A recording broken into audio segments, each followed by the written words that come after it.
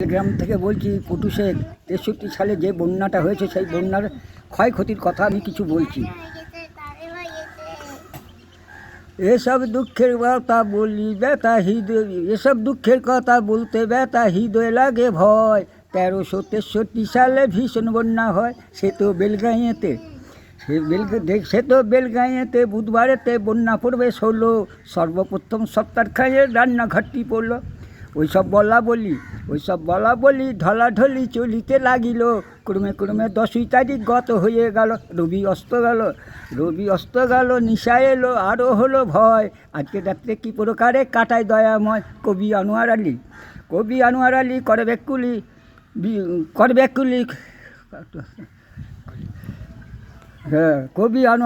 করে ব্যাকুলি দয়াময়ের কাছে। এই বিপদে কোথায় গিয়ে আশ্রয় নেব? যাব কাটুয়াতে বহু কষ্টেতে পার হয়ে যায়। শ্রীখণ্ডেতে এসে দেখি ভীষণ বন্যা হয়, সে তো কাটুয়া হুলথুল হলো, ভেসে গেল নাইকো কোনো চারা। নামো বাজার বড় বাজার আর বাগানে পাড়া।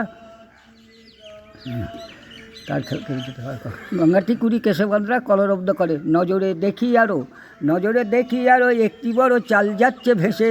তাহার উপর কতগুলো কাঁচে বসে বসে।